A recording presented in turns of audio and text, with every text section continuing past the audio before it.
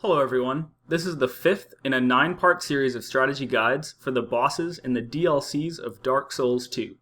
Today I'll be talking about the Blue Smelter Demon, an optional boss in the Old Iron King DLC. I'll be fighting him at Bonfire Intensity 2 in the Company of Champions Covenant, which is roughly equivalent to New Game Plus 3. Blue Smelter's attacks are buffed for most of the fight and have wide hitboxes, so I don't recommend a shield here. Keep your equipment burden low for long rolls and good stamina regen. Personally, I like a hard-hitting weapon because I have Smelter's timings down pat. The Zweihander is my favorite because its two-handed R2 is a thrust, allowing you to keep a safe distance while attacking.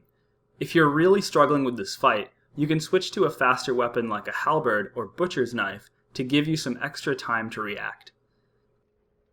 Here's a quick look at my stats.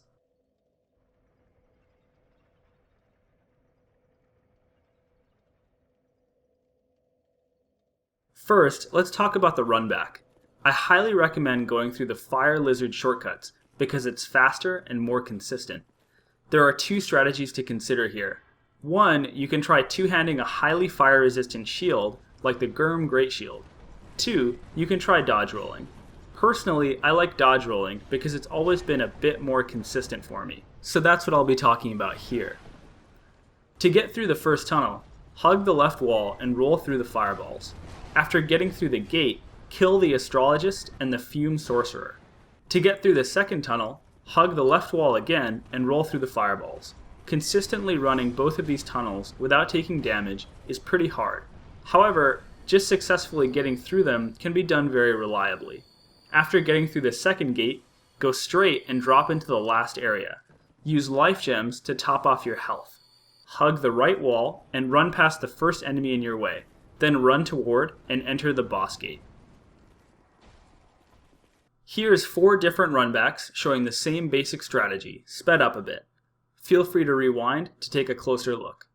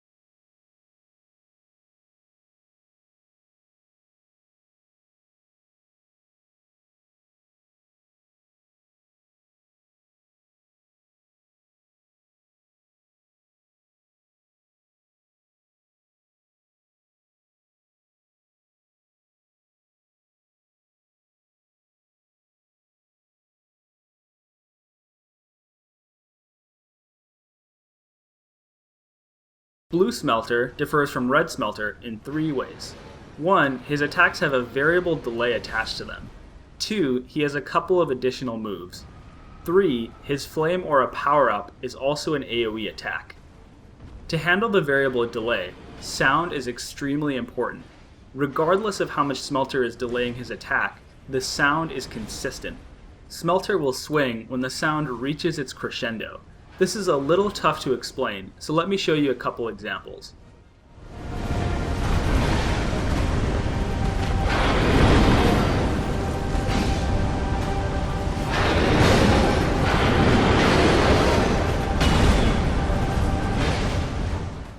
Okay, let's take another look at these examples in slow motion with sound turned up.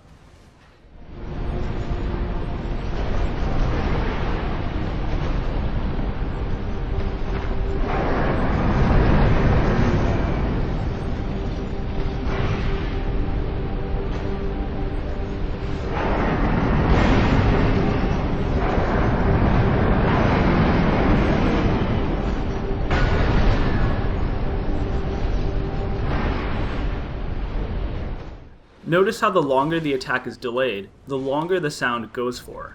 In every case, Smelter swings when the sound crescendos, i.e. it reaches its maximum volume. As a result, your roll timing should be based mostly on what you hear.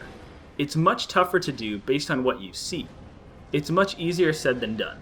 I'll show a couple more examples just to emphasize the point.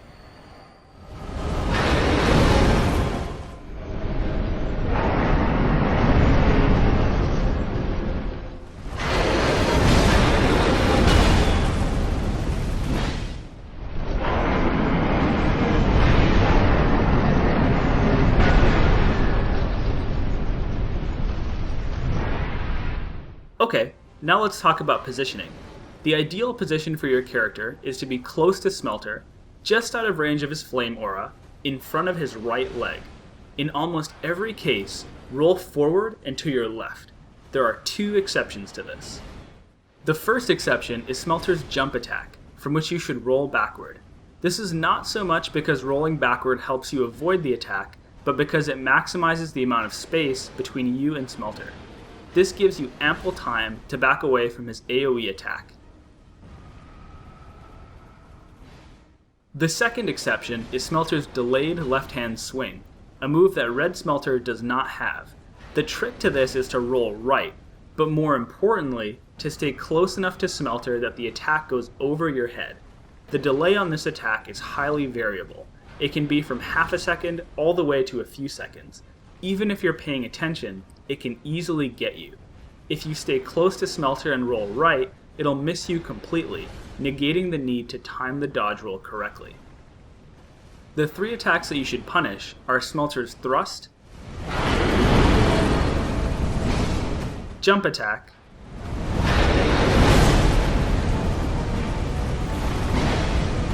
and overhand ground slam. Generally speaking, you can safely punish any of his moves because he has a very slow recovery time. However, these 3 are the safest and easiest in my experience. Smelter's jump attack is by far the easiest to punish, so if you're really struggling, try starting out by only punishing that one. The trick is to be close enough to prompt him to use his AoE, but not so close that you get hit by it. It's always safe to attack him as he's getting up, but it's a little bit safer if he does his AoE. Okay, that's it from a strategy perspective. Here's a full, uncut, successful run.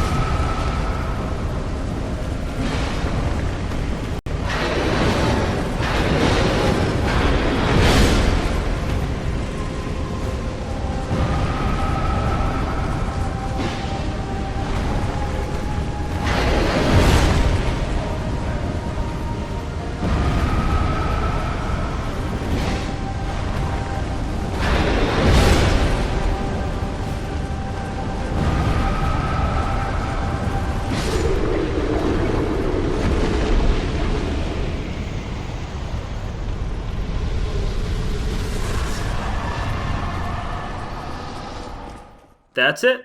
Thanks everyone for watching, and I'll catch you next time.